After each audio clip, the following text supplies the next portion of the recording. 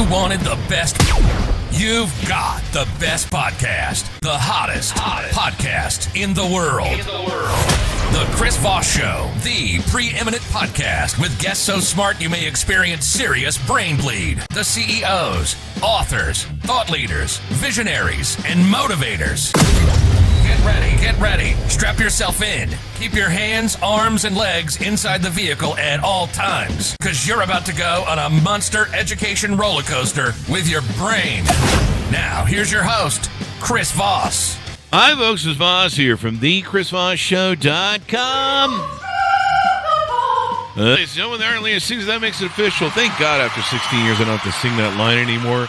I'm so over it, and I'm pretty sure the audience was. Although people like running up to me and screaming at me, and then I call security on them, have them removed from the building. So, guys, we have an amazing author on the show. We're going to be talking about his insightful book that's going to expand your mind, make you smarter, and if not, we're going to have to come out there and fix you. Refer the show to your family, friends, and relatives. It always starts with a threat and violence. Refer the show to family, friends, and relatives, or else.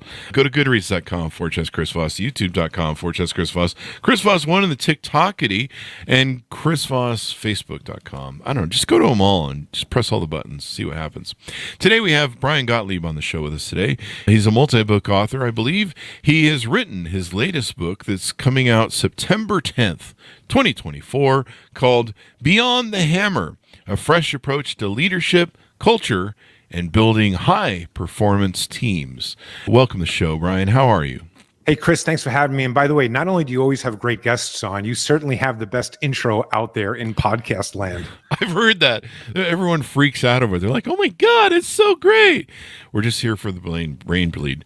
So, Brian, you're an inspirational business leader who founded a home services business in 2009 on a plastic folding table with $3,000. I did that with when I was playing. I was going to grow up and be Scarface one time, but that's a different story. That was in the 80s. 12 years later, when he sold the family of businesses that he created at that table, they had diversified products that span across multiple states, grown to 600 employees, and neared $1 billion in lifetime sales. Inc. 5000 recognizes the organization as one of the fastest growing companies in America. And now he joins us on the show with his spectacular insights. Welcome to the show, Brian. Again. Hey, thanks for having me. Really, really, really looking forward to what we're going to talk about today, whatever that might be. Let's do it. Give us your .coms to lead off. Where do you want people to find you on the interwebages in the sky? Sure. It's super easy. BrianGottlieb.com. Gottlieb. Nice and easy. Nice and easy. On the cover of the book, too. It's easy to spell out there. So give us a 30,000 overview. What's in your new book, Beyond the Hammer? Well, if you're a leader, a manager, an entrepreneur that is running a business or a team and things aren't going as planned, I think everybody knows the frustration that causes. It's aggravating, it's exhausting, and it doesn't have to be like that. So Beyond the Hammer is a fresh approach to leadership and how to build high-performance teams. And it really comes down to how do you get the best out of people and create a great aligned team, people full of purpose. That's what the book's about. Why is it entitled Beyond the Hammer? Is that a reference to, I might be putting words in your mouth, but is that a reference to, some people in management just see every problem just needs a hammer? Or what does the Beyond the Hammer mean? The reference to it is that, in this case, the book was written in two sections. The first half is a parable, because I like stories, and the second half is very actionable, where it's how to plug the lessons of the parable into your business. So in the first half of the book, the character is a contractor, and he has to get beyond the hammer to really work on developing people. Because if you want to build a business, let's face it, you got to be committed to building people. That's very true. That's a great point, too, because, I think a lot of people forget that. You talk about culture in your book. We talk about culture a lot on the show. It's one of my favorite topics. Right now, my audience is probably rolling their eyes. Oh, God, he said leadership and culture again. But it's inherent to a successful business, as you found, raising yours and building yours. I found very early on, culture is one of the most important blueprints or foundations you set down at the start of a company. Or if you come in acquiring something, or maybe even appointed CEO, you've got to reestablish that by cracking the whip. I don't know what that means. So, Brian, give us a 30,000 overview. It's Monday. Brian, tell us a little about yourself. What was your upbringing? What got you into your influences, childhood, and got you into being an entrepreneur? Who hurt you, basically, is what the question is. Yeah. So look, like a lot of entrepreneurs, I didn't go to college. I went straight out of high school selling pots and pans door to door. Brother And that was from my another mother, you are. I didn't go to college either. Yeah.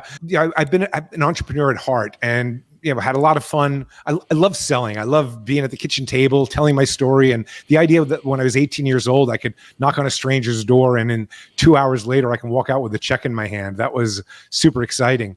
But I do that when they're not there. that's even easier, right? Don't do that, folks. Yeah, so I just stayed in the industry and moved from pots and pans into selling home improvements. And in 2009, it was just time to maybe do it for myself. I think I spent many years making other people rich, and I wanted to try it for myself. And so the $3,000 and a plastic folding table got me going. I started my first company at 18 with probably nothing, but I mean, it wasn't a big earner, but the first big company that we built, we started with $2,000, and a year and a half later, we started a second company on top of it for $4,000, turned them both into multimillionaire companies. Yeah, so I feel you, man. Yeah. What a great story to build from $3,000 and a plastic table, business. You hear all these people who I don't have enough money to start my own company. I need investors. I need a VC. I need to do it when the time is right. I have plenty of money to lose or something. I don't know. And, here you built your business with $3,000. Now, is this your first book? I can't remember. This is my first book. It took me 2 years to write it, so I'm hoping my next book is a little shorter. But that's why I was thinking you're a multi-book author. You said that in the green room, and I was like, oh, maybe there's multiple books then. But when you go back to talking about culture, right? So in the beginning, when you first start a business as the entrepreneur and the only employee in the organization, success comes down to how well the entrepreneur executes. But when you start to grow a business, now you have to start hiring people, and how people perform both in the leader's presence and in their absence actually defines the success of an organization. So culture and mindset, that's key to growing a business. Mm-hmm. Creating the right team and culture that makes a difference in your business, the community the book is built at. You got Wolfgang Puck to put the lead quote on here for the endorsement. Yeah. How'd you get that? I love Wolfgang Puck. His food is amazing. I used to practically live every week in Vegas what's his most famous restaurant? Spago in Vegas, yeah. Right? Yeah, great place. Spago Vegas and Spago's in Hollywood. Yeah. So while I didn't go to college, when I was about 55 years old, and my business was probably doing, I don't know, maybe I was 54. The business was doing maybe $30 million. I realized that I had no idea what I was doing, Chris. I had no idea how to run a $30 million company, and I was essentially the bottleneck in the organization. So I heard about this executive education program at Harvard Business School.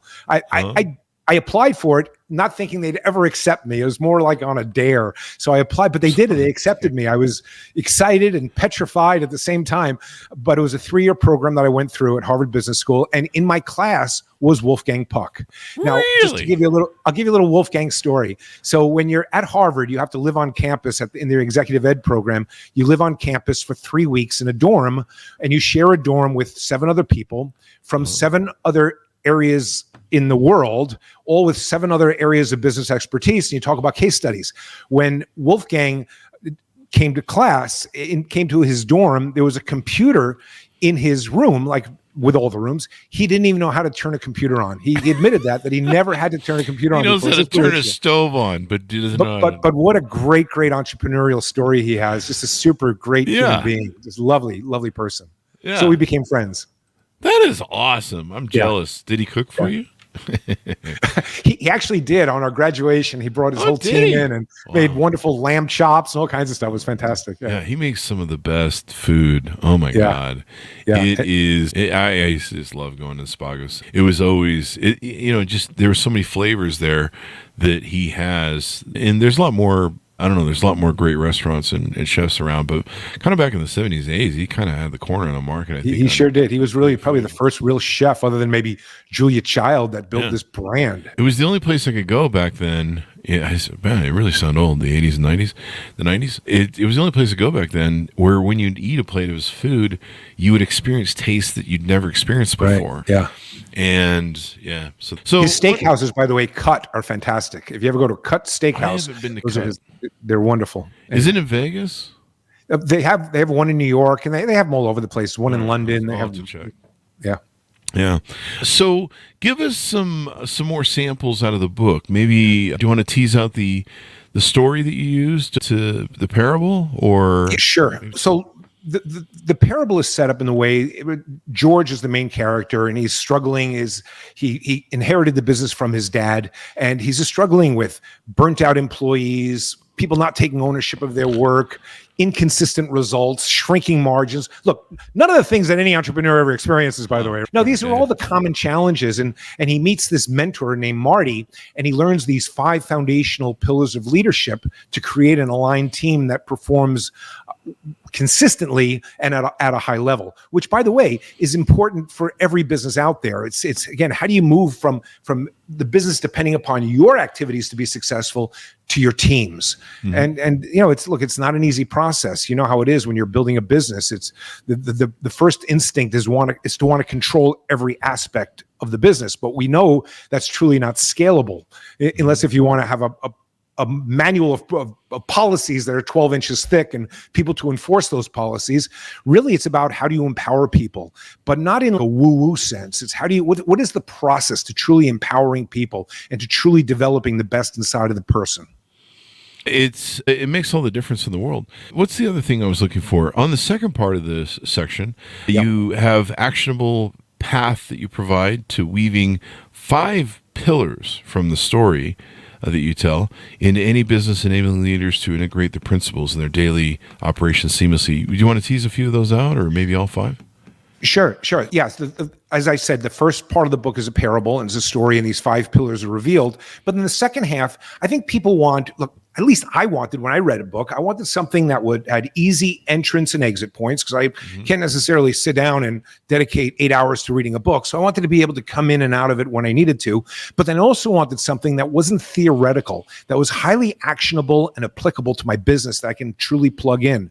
And that's what I wrote in this book. So the 5 pillars that were revealed, one of them is one that's known as belief is transferable. And it's the idea that, and I use the analogy in the book that, when my kids were little and they were on training wheels, and it was time to take the training wheels off.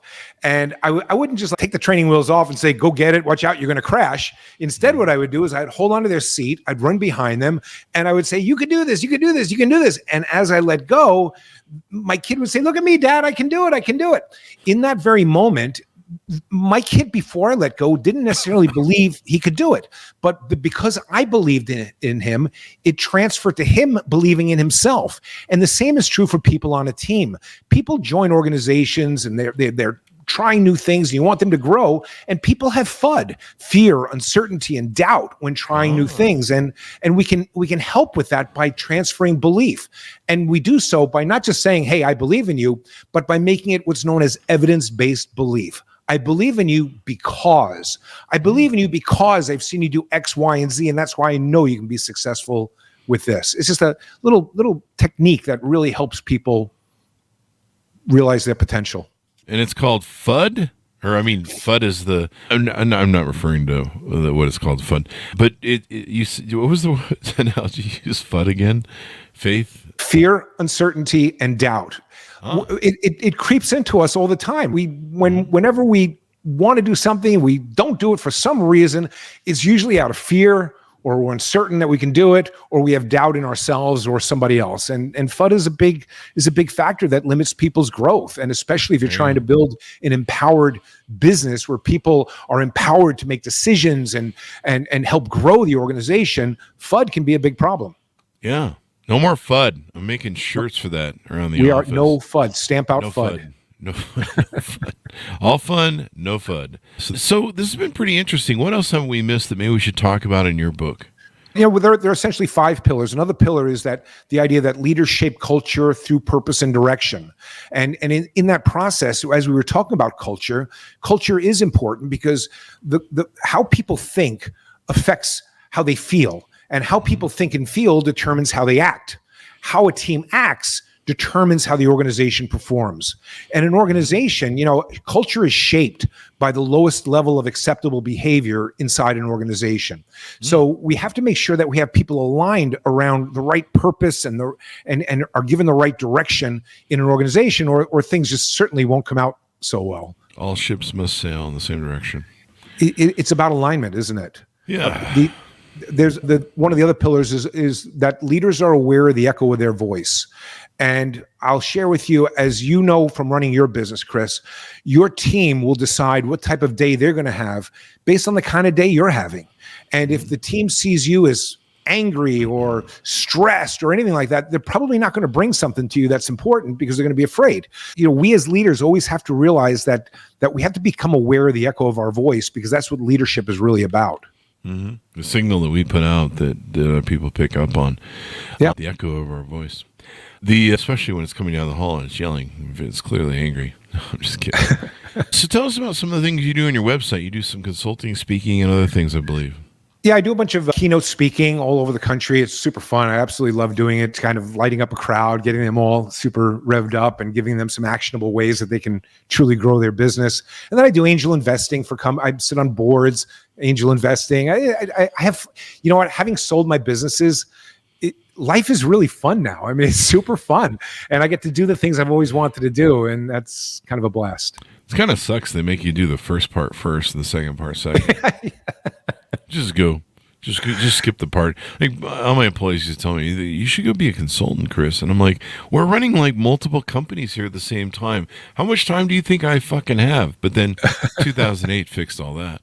I was like, wow, I have plenty of time to be a consultant now. So, Brian, it's been wonderful to have you on. Give us your .coms, the final pitch out for people to order up your book wherever fine books are sold.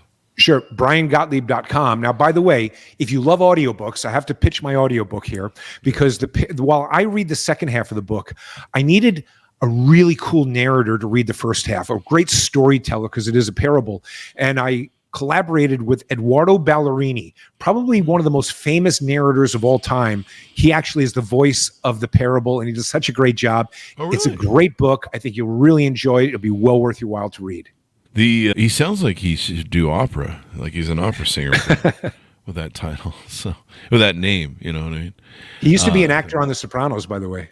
Oh, was he? Yeah. Was he? Yeah. We just had somebody who was on The Sopranos on recently. It was one of down the line of lists, but I think it was the mother of Christopherson, Christer, whatever, that kid, the one kid, the heroin kid. I think she was the mother of the heroin kid. Yeah. So essentially, if you have a business and you're trying to grow it and you don't know where to turn, this book is for you. It's really going to help you build an aligned team that's going to perform consistently and at a high level. Oh, it's been wonderful to have you on. Thank you very much, Brian, for coming on the show. Appreciate you, Chris. Thanks, Minus, for tuning in. Go to goodreads.com/Chris Voss, LinkedIn.com/Chris Voss. Chris Voss, one of the TikTokity, and all those crazy places on the internet. Thanks for tuning in. Be good to each other. Stay safe. We'll see you next time. And I should have a